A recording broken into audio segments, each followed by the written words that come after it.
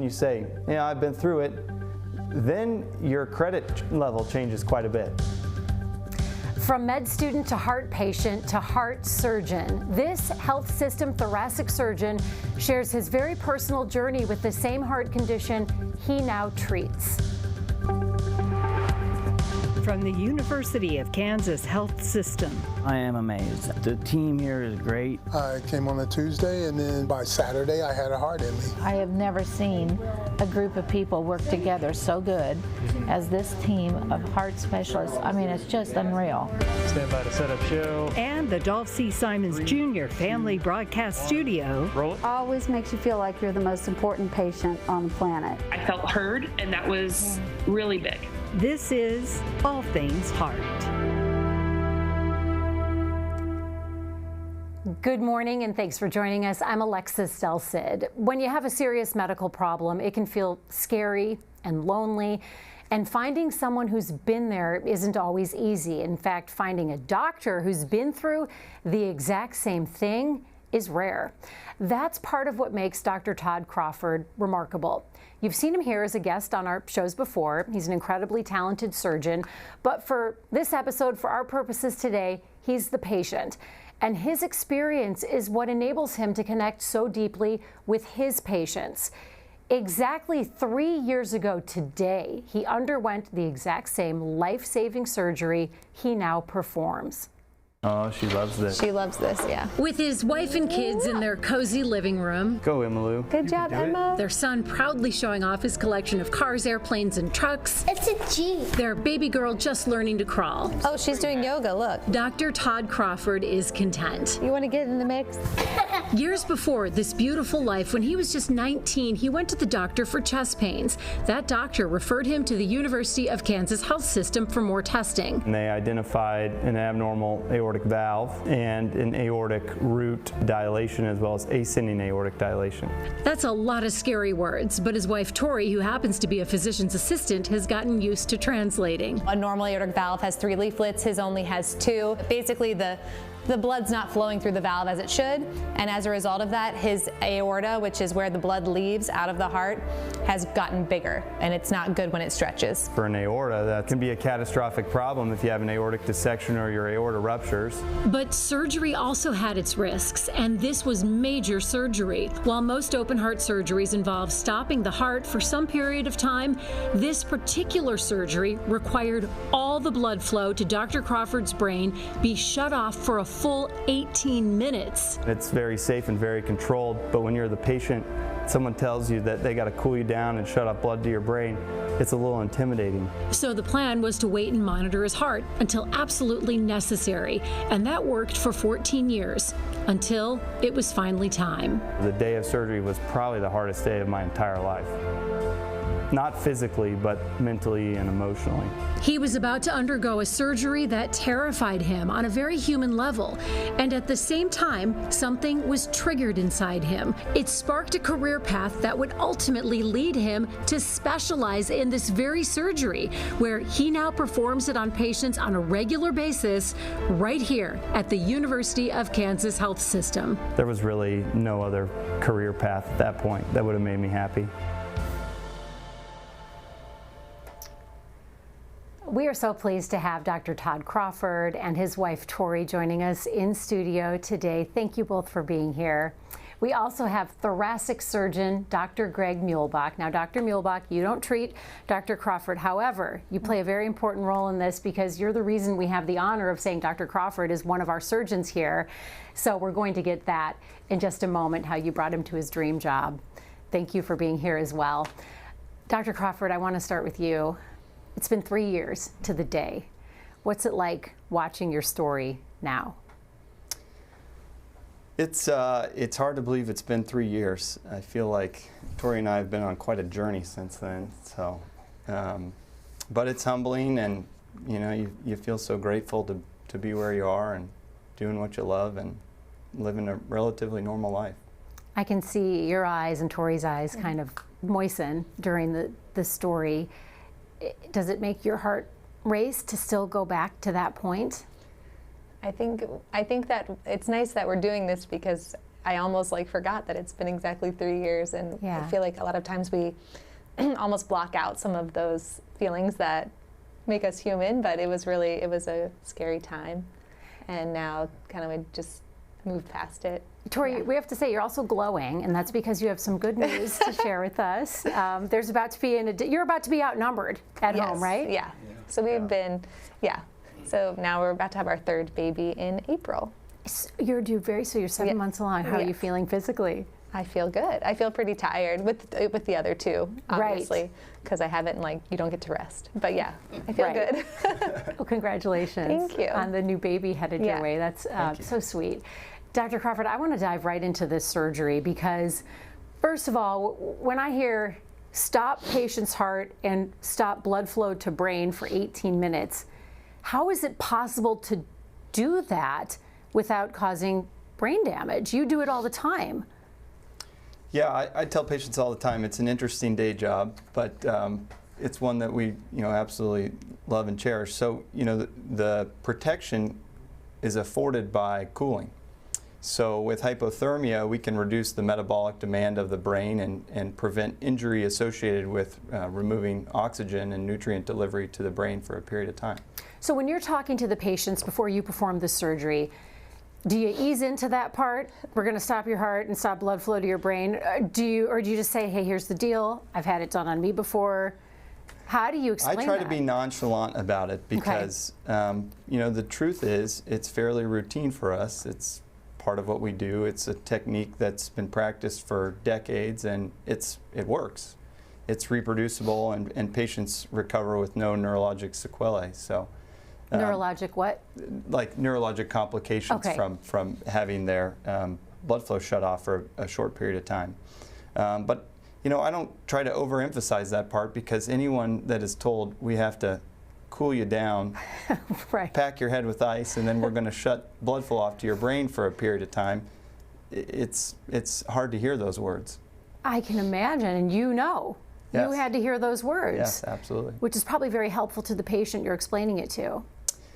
Yeah, I think certainly a shared experience is one of the easiest ways to connect with an individual, especially a patient. And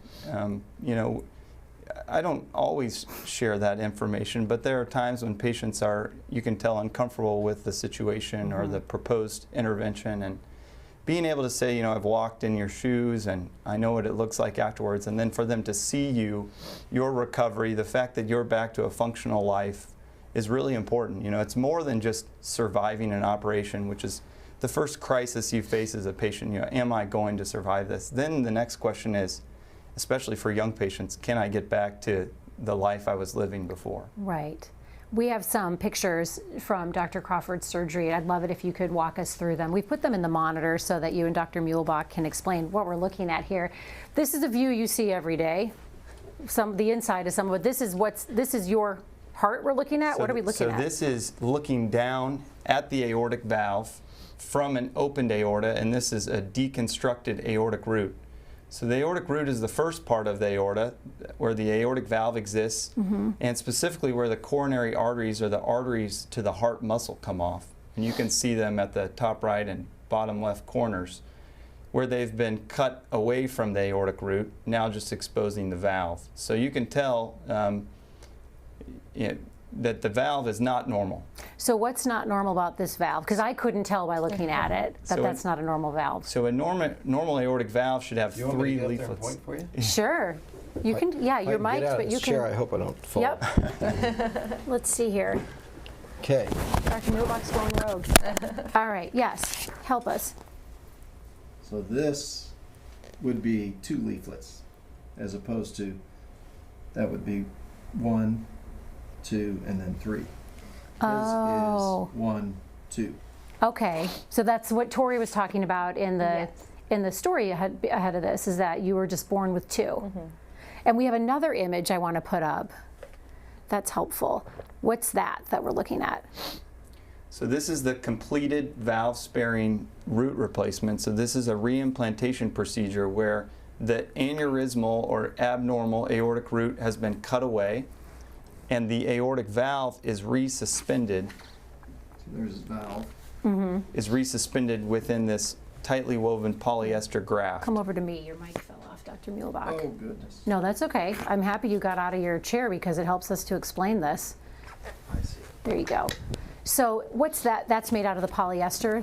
Yeah, so that's the looking at? graft material. And then you can see at the very top left of the screen where one of the coronary arteries has been reimplanted. You see the blue Prolene suture at the top there. That's where one of the coronary arteries has been reimplanted.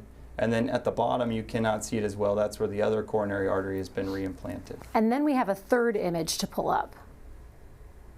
Let's go to that one. So is that the completed? That's the completed result. So when we talk about cooling patients down and then shutting off all blood flow, you can see at the very top of the screen, that's where my aortic arch has been reconstructed with graft. So Wow. the head is up here. Is it weird to see these pictures and know that's you, that's inside you? It is. It's just such a normal picture for me that you kind of get accustomed to it. But when it is your own heart, it's a little different. How do you cool the patient down? You mentioned packing them with ice. And you're welcome to sit down if you want, Dr. Muehlbach, or we can make you stand the whole time. Yes. Work those quads. That's right. There you go. Oh. Thank you for doing that. challenge. No, it really helps. It really helped explain it.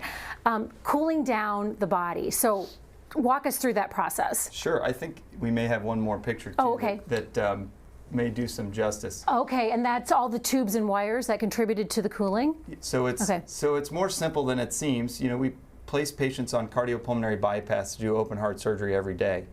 And through the cardiopulmonary bypass, we can systemically cool them based on the temperature inflow of the blood into the body. So at the top of the screen, that big tube coming out is actually in the aorta. And then at the bottom of the screen, the darker blood coming out from the other tube is in the right atrium. Okay. And so that cannula drains blood, and there's another smaller cannula at the top with dark blood too that's actually in the superior vena cava. But that drains blood back to a pump, which we then use a temperature regulator to control the temperature of blood flowing back into the body. So you are cooling the whole body just by these pumps and cannulas coming in and out of the heart. Exactly. Is any ice involved in any of it? So it depends on the institution. At our institution, we do pack the head with ice to improve cerebral protection. But that's the only ice involved. That's wild. Is it rare to have one of your surgeons working with you that's gone through the same procedure they perform all the time? For this one, yes, but this is the bicuspid valves are the most common congenital abnormality that we see. Right. So although it's rare, we'll see 4 or 5 in a given day in clinic, each of us, and because of, just like him, the things that occur when the valve's abnormal. So although it's rare, it's 2% of the population. It's still something we see on a regular basis. How long have you known Dr. Crawford? I think I knew him when he was a medical student. Okay, tell me about that, because he went through medical school here? Right. Okay. Right.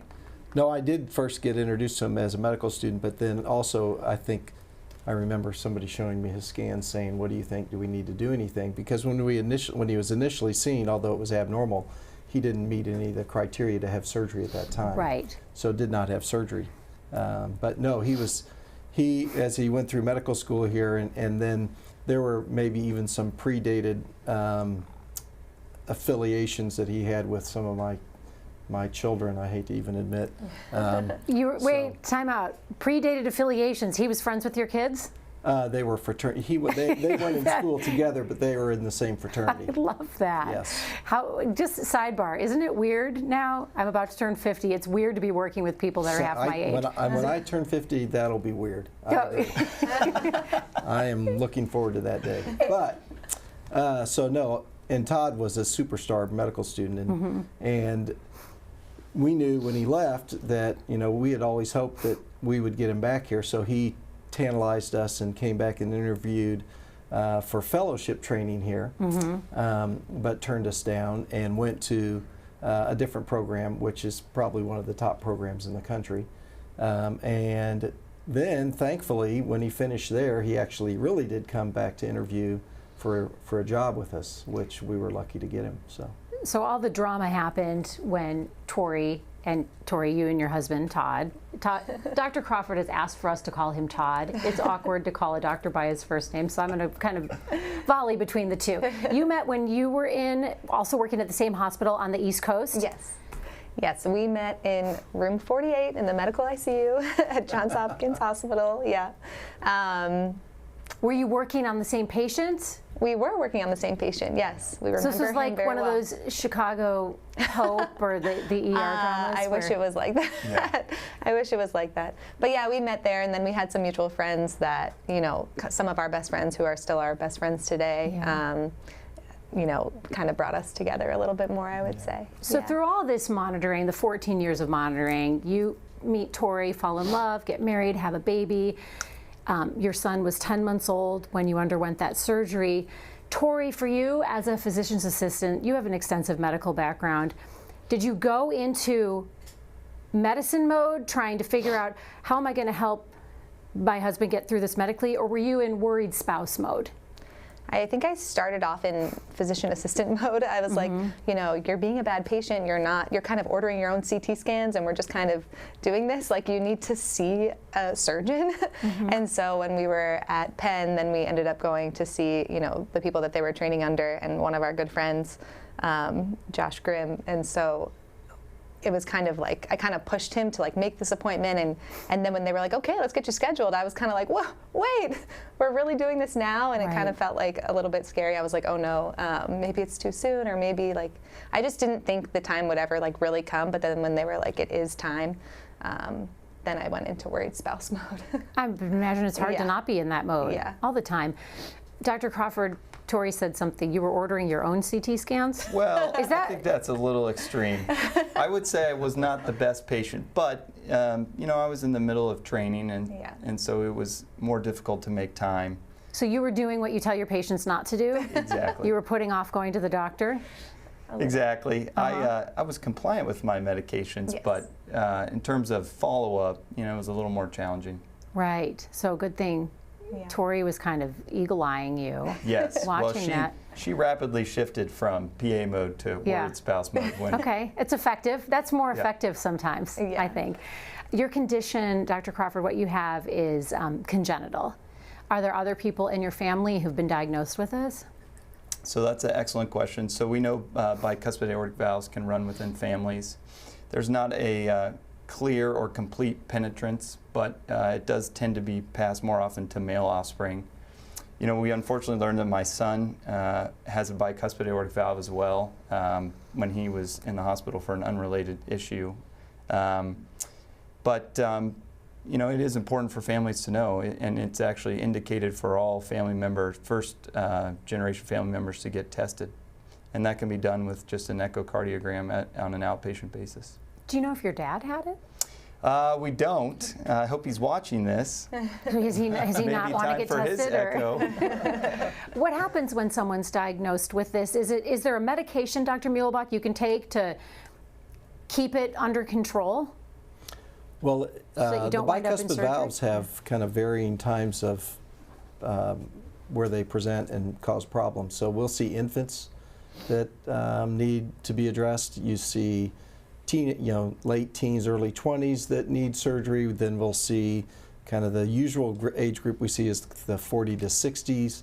And occasionally we'll see people that go even beyond that into their 70s and 80s. And in some occasions we'll see 80-year-olds getting bypass surgery. We do an echo and they've got a bicuspid valve that looks normal, so or is functioning normally, I should say. It doesn't look normal, but so it's hard to say you have a bicuspid valve and then you'll need surgery like Todd did at his age versus one of the other categories. So medication-wise doesn't change the outcome of the valve.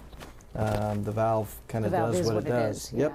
But you do have to treat the other underlying factors. So if you have an aneurysm, which bicuspid valves are very commonly associated with aortic aneurysms, you need to treat your blood pressure. So there are other things to treat, but unfortunately there isn't a medication that's going to change the outcome of your aortic valve, at least none that we know of. When you're doing the surgery, can you explain in lay terms Why do you have to stop blood flow to the brain, Dr. Muehlbach? So the main reason isn't the bicuspid valve, it's the aneurysm. So okay. Not all bicuspid valves have aneurysms, and not all people that have aneurysms have bicuspid valves, so we can go back and forth on that. But the ones that do have aneurysms, if the aneurysm extends into what we call the aortic arch, so the aorta comes up, makes the turn and goes downstream, then we have to replace that abnormal aorta, which extends into the aortic arch. We typically put a clamp on the aorta, stop the blood flow to the heart. We do our work and take the clamp off, and in the meantime we're giving blood flow through that big cannula, that big tube you saw, to the rest of the body. But in these operations, we have to actually work on that area of the aorta. That's part of the aorta that's abnormal. So you're excising that part of the aorta. So in doing so, you need to remove the clamp, but you obviously can't work if the blood's flowing in your face. So we have to turn the bypass machine off for that period of time to reconstruct the aorta and the aortic arch. And then once that's reconstructed, then we can move on. So his surgery didn't take 18 minutes. It's sewing the two ends of the bypass, the graft conduit to his aorta, and then reestablishing the blood flow to the brain. That takes 18 minutes. The operation takes 6 hours, 8 hours. Wow. And so for 6 to 8 hours, this major surgery is happening for 18 minutes, blood flow to the brain.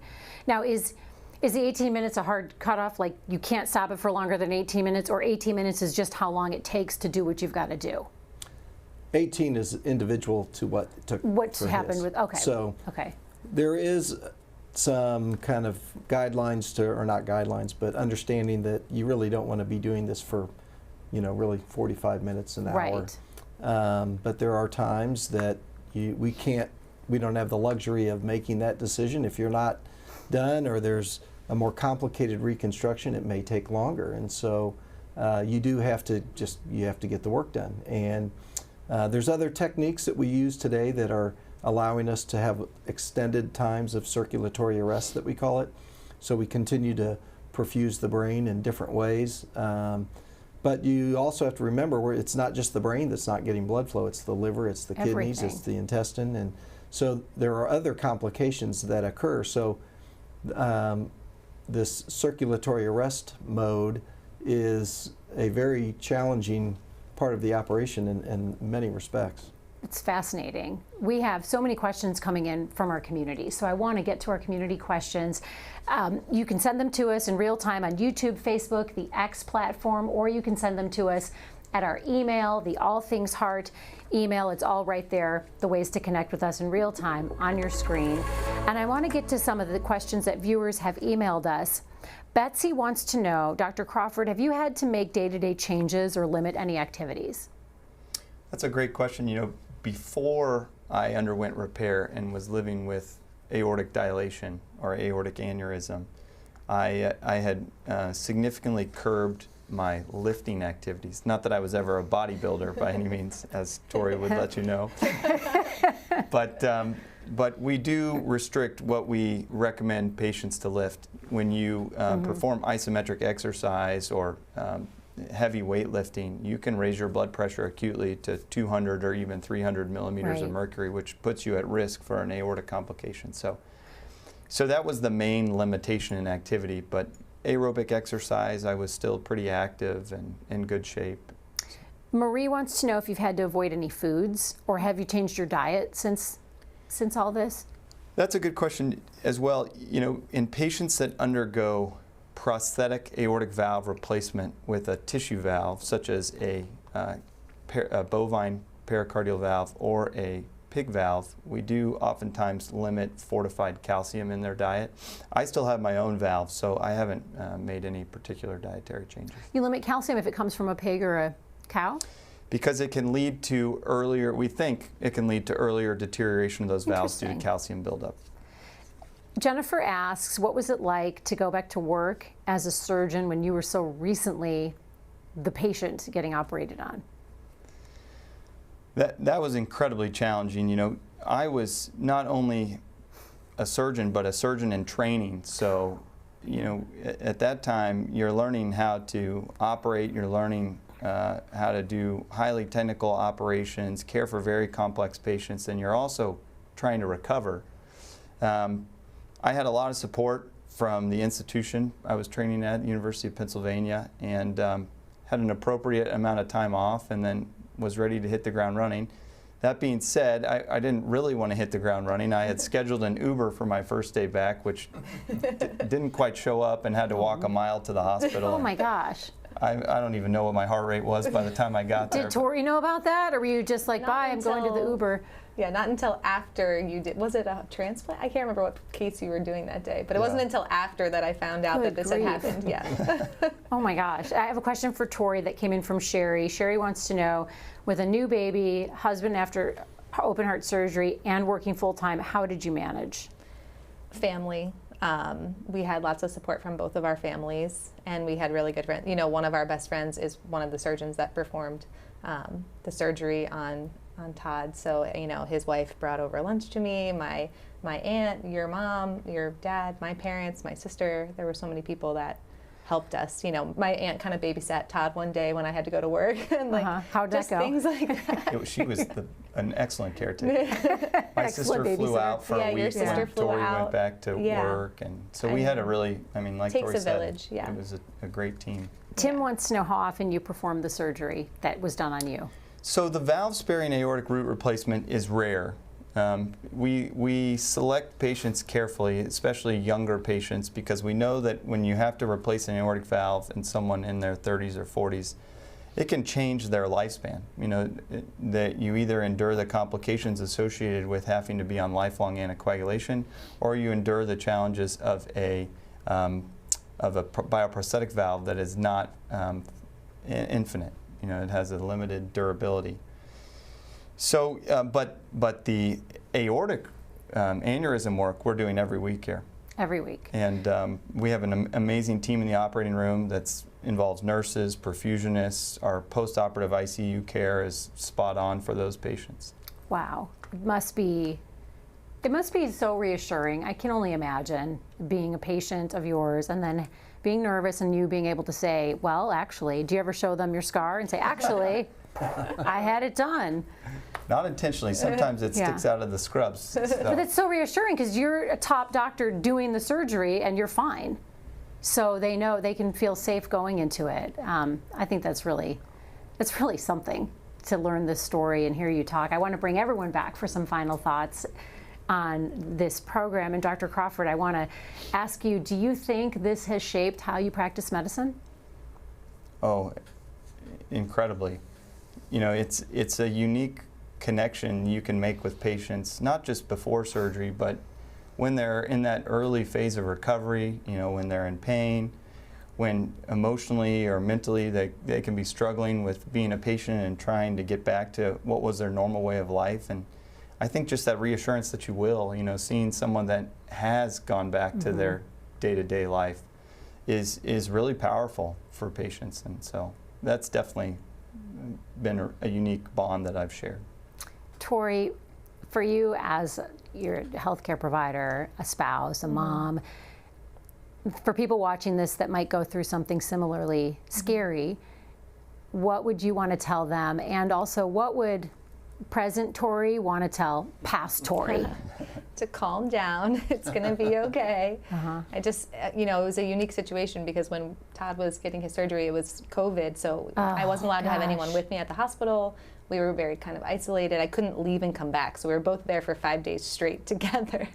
And so I think just trying to remain calm and be supportive, and to, Todd always says I could have even been more supportive. He always says I was sleeping in the middle of the night when the nurse would come in. But yeah, I think just to tell yourself to remain calm and that it's going to be okay, because you get so worked up and so stressed about all the things that could go wrong. And I think maybe being in medicine sometimes makes you think of all the worst case scenarios, but these people, you know, you guys are so well trained. Everyone is at the top of their game, and they're doing the very best they can for your loved one. So you have to let the doctors do what they need to do, and you need to be a supportive. I imagine it's a double-edged sword. Yeah. You almost know too much because you know everything that's going to happen, but yet you can you could be reassured it's going to be fine. I was watching for that clamp time, the 18 Oh, you minutes. were? So you were. I was wondering how long that was going to be. Were you watching the surgery? No, I was not actually watching. I was just getting updates. I thought maybe they would let you if you were a hospital employee, or I wouldn't have been able to handle that. Yeah. Wow. Dr. Muehlbach, is it important to you as a doctor to have a team with you that makes that personal connection with their patients? Oh, I think you have to if you're trying to get them to trust you, and we don't expect that people understand the intricacies of the operation that we're doing, and sometimes we actually are maybe trying to reinforce to them how risky and what we really are doing. But on the other hand, you want to have that relationship with them that they understand that this is what we do every day. So this is our routine. This is what we do every day. And so we're comfortable doing this, and we know that we can do a good job, and we have a good team to take care of them. So getting them to understand that and then have that trust in you and the trust in the rest of the team is very important when you're taking on something like this. And I've interviewed your patients before. One of your former patients, Irma, who was an 80-year-old woman who said she was so terrified, and then you came in and said, "Don't worry, I got it. I do this all the time." And that's what she needed to hear. She didn't need anything but that, and that provided her such comfort. So that's pretty special to hear. We know you're an incredible surgeon. We know Dr. Crawford's backstory, and now we know a little bit about him and Tori and their beautiful kids. But Dr. Muehlbach, you're one of our most hard to snag doctors because you're very busy and you're very mysterious. However, we asked for some personal family pictures, and we were so happy to see what you're like in real life, outside the hospital Now walls. for a secret look into the guardians of healthcare at the University of Kansas Health System, let's go behind the mask. Okay, Dr. Muehlbach, you have some beautiful family members. Tell me who we're looking at here. So this is the next Dr. Muehlbach. So Seriously? There's another one in the pipeline? well, wait a minute. Okay. There's two in there right now. Okay, tell me everything. Well, my wife is a doctor too. What kind of doctor is she? Anesthesia. Is she here at the health system? No. So when you go home, She's retired. We're going to get to your son in a minute. When you go home, do you talk medicine, or are you like, enough of the medicine, let's talk about potatoes? We're cutting well, maybe a little bit. She understands. I think like Tori, she has enough of an understanding to know, that we have the conversations, but on the other hand, we don't get too hung up in it. So there's Dr. Muehlbach and Dr. Muehlbach, and then who's in the center? And then that's my fourth child, William, who's a first-year medical student. So the next one to come. And what's he gonna? What kind of medicine? He doesn't know yet. He's still deciding, but he's a first-year medical student here at KU. So wow. It's been great. Very exciting for me to see him every day, and you must be so proud. Yes. Do you guys eat lunch together? Does he come up and hang out with you? He doesn't really hang out with me yet, but he's got his own gang. I love that. Yes. And then we have another group picture that you shared with us. This is a really nice little group. Is this another future generations of doctors? Who knows? Who knows? Those are my grandchildren. Maverick adorable. on the right, and Marigold in the middle, and then Mila on the left. So those are some great names. Yes, all Maverick, M's. Marigold, and Mila. Yes. Muehlbach. Correct. Double M's. Correct. Do you call them like the M&Ms? That's or right. Make those? Exactly. I love it. They're so cute. And then what are we looking at here? This is what happens next for the Crawfords too. So that is my daughter in the middle, Audrey, who got married this past summer, and that's the whole gang put together. So we have 5 children, and then 3 grandchildren. I love it. Yeah. And so you, your wife, and your son are doctors. Any other budding doctors that are talking about it right now? Or? Well, I would be remiss. My third daughter, Molly, is going to be a doctor, but she's going to be a PhD doctor. Okay, well, that's still a doctor. Yes. Absolutely. Wow. Thank you for sharing those pictures. Yes. I love getting a peek at the doctors' personal lives, and I know that our audience really likes having that connection as well. And I also want to talk about how February is Heart Month, American Heart Month, and there is a simple test you can schedule to learn about your heart health. It's called a cardio score. A cardio score measures the amount of hard plaque in your coronary arteries, and if those get blocked, you can have a heart attack. Coronary artery disease is a leading cause of death for both men and women in the U.S. The test itself is very easy. That's actually our boss getting a cardio score. We sent her through the machine. Scan the QR code in the bottom right of your screen. You can book an appointment. It's that simple. And for the record, Jill, our boss, scored a 0.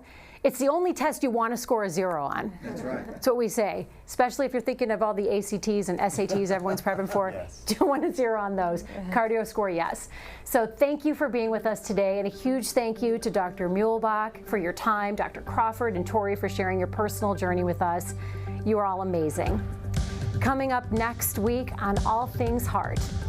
Misdiagnosed for years, stuck on oxygen with no answers until she came here to the University of Kansas Health System. Meet the patient and the doctor that this patient says gave her life back. That's next Thursday at 8 a.m.